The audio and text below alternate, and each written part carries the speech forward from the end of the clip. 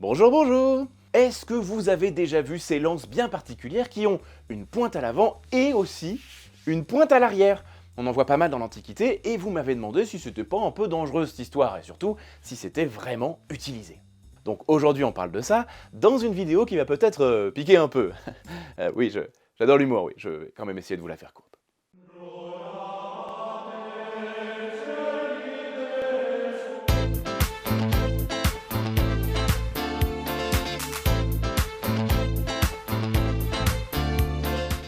Avant de continuer sur notre petit sujet, un mot sur le partenaire du jour, soutien de la chaîne depuis maintenant 2 ans, et c'est nul autre que NordVPN. Si vous n'en avez jamais entendu parler, c'est un outil de cybersécurité tout en un qui vous protège des menaces comme les malwares et les virus, et vous permet de chiffrer vos données pour garantir votre confidentialité sur Internet.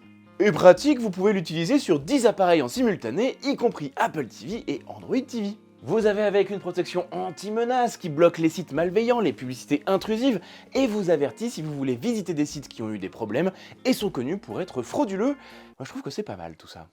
Et autre avantage que j'ai énormément utilisé ce dernier semestre, c'est le changement de localisation. Parce que figurez-vous que je me suis passionné pour le catch depuis le 31 août, ceux qui savent, et jusqu'au 1er janvier 2026, impossible de voir les shows en France. Et donc avant ça, il fallait que je mette ma localisation au Québec grâce à NordVPN pour pouvoir pleinement apprécier le spectacle. D'ailleurs, si le sujet vous intéresse, encore aujourd'hui, il y a beaucoup de documentaires et de rediffusions d'anciens matchs qui ne sont disponibles en français que sur Netflix au Québec, et là-dessus, NordVPN est toujours mon meilleur allié. Comme toujours, je vous ai prévu un petit code promo pour profiter des services de NordVPN. Avec le lien en description ou avec le code ICARIUS, vous avez 4 mois supplémentaires offerts sur les abonnements de 2 ans, soit seulement 2,91€ par mois, satisfait ou remboursé les 30 premiers jours, ce qui vous laisse largement le temps de tester tout ça, avec en plus une assistance client 24h sur 24 et 7 jours sur 7. Je sais pas ce qu'il vous faut de plus. Comme toujours sur les sponsors, si vous voulez donner un coup de main pour faire vivre la chaîne, n'hésitez pas à aller voir le lien en description et essayer les services. Merci à NordVPN et nous, on repart sur notre petit sujet. Tout d'abord, pour commencer par le commencement, petit rappel jamais perdu sur ce qu'est une lance. Et une lance, eh bien c'est une pointe au bout d'un bâton. Allez, next. Non, allez, plus sérieusement, dans l'Antiquité, on retrouve plein de modèles différents, avec une pointe en fer ou en bronze, même si à l'époque préhistorique, on va aussi avoir des lances avec des pointes en os ou dans différents minéraux, comme le silex ou l'obsidienne. Et cette pointe rapportée qu'on fixe à un bâton, on appelle ça un fer. Même si c'est pas toujours en fer, vous avez suivi, notamment celui-là qui est en bronze. C'est une arme assez universelle, qu'on retrouve un peu partout dans le monde et à diverses périodes, parce qu'elle permet une escrime efficace, plutôt simple, et une combinaison d'attaque et de défense groupée en formation. Et puis surtout, elle est pas chère, ça reste une pointe au bout d'un bâton quand même. Le métal, c'est cher, ça doit être travaillé, et une arme qui en utilise un minimum, eh bien c'est assez merveilleux. C'est d'ailleurs pour ça qu'à mon sens, c'est une des armes les plus utilisées de l'histoire, une des plus polyvalentes, des plus adaptables, des plus merveilleuses, fantastiques, phénoménales, bref, la lance, c'est cool. Et pour rappel, contrairement à ce que le nom suggère, ça ne se lance pas. Je vous renvoie à ma vidéo spécifique sur le sujet, vous allez probablement y apprendre que, ce genre de truc par contre ça se lance. Javelot, javeline, c'est fait pour. Dites-vous bien qu'un fer de lance basique, eh bien ça peut se fabriquer en moins de 10 minutes. Autant vous dire que pour équiper ou rééquiper rapidement une armée de Jean-Michel Guerrier du Dimanche, c'est une aubaine. Même si contrairement à ce qu'on croit trop souvent, ce n'est pas une arme réservée aux combattants occasionnels, loin de là. C'est une arme fiable, solide, adaptable à de multiples matériaux, situations tactiques, terrain, combattants. Non vraiment, c'est une des meilleures armes de tous les temps et je vous parle même pas de son utilisation à la chasse, c'est incroyable. Messieurs, on dit que l'épée est la princesse des armes, mais la lance en est la reine. Côté fer, on en retrouve de toute taille, de toute forme, très effilé comme très large, tranchant ou non, lourd, léger, à pointe supplémentaire, bref, c'est la fête, chacun fait à sa sauce selon ses petits besoins. Ici par exemple, je vous mets quelques modèles gaulois de la guerre des Gaules retrouvés sur les chantiers archéologiques d'Alésia en Bourgogne. Et donc régulièrement, on retrouve sur nos lances une autre pointe située de l'autre côté du bâton qu'on appelle une hampe. Et cette autre pointe, on appelle ça un talon. Exactement comme sur vos pieds, oui. Et là encore, des modèles de talons, il en existe plusieurs. Les modèles gaulois de la guerre des Gaules par exemple sont assez simples. Ce sont des cônes basiques, plus ou moins longs et plus ou moins pointus. Ici toujours des modèles assez effilés et longs, retrouvés aussi lors des fouilles archéologiques de la bataille d'Alésia, toujours en Bourgogne. Et sur ces simples cônes pas très effilés, on a la première utilité du talon, pouvoir faire reposer ou planter la lance au sol sans abîmer la hampe en bois. C'est tout bête, mais cela permet un entretien plus facile de l'arme et d'augmenter sa durabilité. Autre option de talon par exemple, sur les lances des guerriers grecs, on retrouve un modèle beaucoup plus ambitieux et bien énervé, souvent de forme pyramidale très pointue, qui n'est bien sûr pas là pour la déco et a plusieurs utilités. On retrouve ça souvent sous le nom de sauroter, c'est-à-dire tueur de lézards. Et si ça vous semble bizarre, vous allez voir qu'il y a une explication. Et donc à quoi que ça sert ce machin tout pointu et tout lourd? Est-ce que ça ne rend justement pas l'arme plus lourde et moins maniable? Eh bien en fait, c'est complètement l'inverse. Comme je vous l'avais expliqué dans la vidéo sur le poids des épées, sur une arme le poids est important bien entendu, mais l'équilibre de l'arme l'est encore plus. Et comme la lance à cette époque se manie à une main avec un bouclier, donc plutôt comme ça, vous pensez bien qu'une lance c'est un poids en métal, on va essayer de rien casser, c'est un poids en métal au bout d'un bâton, donc à bout de bras, eh ben, ça peut peser sur l'avant. Et le talon va donc servir de contrepoids. Bah oui, parce que si vous mettez un contrepoids de l'autre côté du fer de lance, plus aucun souci, Jean-Michel Léonidas peut manier sa lance au bon point d'équilibre. Et alors qu'elle est factuellement plus lourde, son équilibre fait qu'elle lui paraîtra plus légère, et ses petits camarades et lui-même vont pouvoir maraver du Perse pendant des jours en se fatiguant un minimum. C'est incroyable! Autre intérêt, si vous avez renversé une formation ennemie, il suffit de planter les blessés ou les simulateurs au sol pour les achever pendant que vous avancez, et éviter de se retrouver avec des problèmes sur ses arrières, ou devoir rompre la formation pour effectuer cette opération. Moins on se baisse, moins on se fatigue, voilà, on donne des grands coups dans le sol comme ça, et donc c'est... dans le sol, vous voyez ce que je veux dire, hein? Et donc c'est peut-être là l'explication de l'appellation sauroter, tueur de lézards, le but étant de planter les trucs qui rampent sur le sol. Ouais, je sais, c'est pas joyeux, on rigole, mais ça reste un truc conçu pour la guerre quand même, c'est pas pour tricoter des pulls.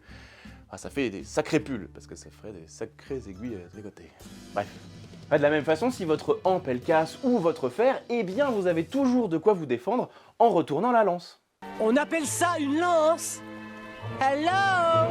Et parce que les armes de poing secondaires comme les épées, eh bien dans l'Antiquité c'est loin d'être systématique sur tous les combattants, donc il faut pouvoir s'adapter aux circonstances. Bah oui, la lance c'est parfois votre seule arme, et même si après le combat elle se répare facilement, sur le terrain autant qu'elle puisse prendre en compte une casse éventuelle. Mais il y a encore un autre intérêt à ce talon, parce que quand il n'y en a plus, il y en a encore, et bien en fait on peut le planter dans le sol et s'en servir comme appui, ce qui est bien pratique pour les charges un peu agressives.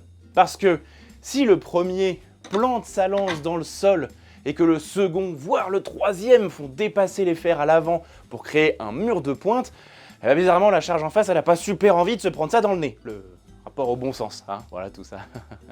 D'ailleurs le concept des piques qu'on retrouve à l'époque médiévale et pendant quelques siècles ensuite, c'est un des principaux intérêts. Vous faites un mur défensif sur lequel les ennemis doivent risquer de s'empaler avec ou sans chevaux. Et laissez-moi vous dire que si ça a été utilisé pendant plusieurs siècles, c'est que l'efficacité était très nette. Alors vous allez me dire, tout ça c'est bien beau, mais comment est-ce que Jean-Michelos Léonidas, le guerrier grec, fait-il pour ne pas mettre son talon dans le nez de son voisin de derrière? Oui, quand je parle du talon dans le nez du voisin de derrière, c'est son talon de lance, hein, parce que pour son pied, la capoeira et Chuck Norris n'existaient pas encore. Enfin, je crois. Bref, là-dessus, plusieurs hypothèses coexistent et je ne parle pas de Chuck Norris. Déjà, certaines représentations de combat sur beaucoup de vases grecs sont assez claires, il suffit de tenir la lance en hauteur et de piquer vers le bas, de cette manière. Voilà, le talon, qui est complètement de l'autre côté, eh bien il reste au-dessus de son petit camarade de derrière, c'est quand même bien pratique. L'autre hypothèse, ce sont les rangs alternés, c'est-à-dire que chaque guerrier sur une ligne est décalé avec le guerrier devant lui. Comme ça, il peut faire passer sa propre lance entre les deux guerriers de devant et son talon entre les deux guerriers de derrière. C'est facile, et en plus de ça, on peut cumuler les deux hypothèses.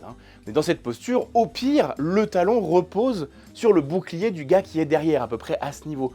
Donc c'est pratique, c'est solide, c'est mortel, mais ça peut être un peu casse-gueule si ça glisse. Voilà, littéralement d'ailleurs, casse-gueule. Concernant les Gaulois, la chose est incertaine parce que nos connaissances sur leur formation reposent essentiellement sur des indices relativement minces et donc des hypothèses. On sait qu'ils faisaient bel et bien des formations, mais combien, lesquelles et dans quel contexte, de quelle manière, tout cela s'est énormément soumis à discussion. Et tous ceux qui en discutent, étudient et expérimentent ne sont pas toujours du même avis. Il est donc très difficile de déduire un maniement de lance spécifique de formation gauloise que nous connaissons peu, à part appliquer les principes grecs que les Gaulois auraient récupérés à leur compte. De toute manière, il y a moins de talons de lance chez les Gaulois et souvent de taille plus réduite, donc c'est un enjeu qui est peut-être un peu moins important. Enfin, pour avoir beaucoup testé moi-même, l'importance du talon comme contrepoids n'est vraiment pas à négliger. Cela peut faire toute la différence sur un combat qui dure un peu, parce que le bras se fatigue vite, alors qu'avec un talon, eh bien, ça devient un peu plus facile. Les Macédoniens d'Alexandre le Grand avaient d'ailleurs bien compris ça, puisque pour leur phalange, ils avaient échangé leur lance classique pour des piques beaucoup plus longues, de plusieurs mètres de long.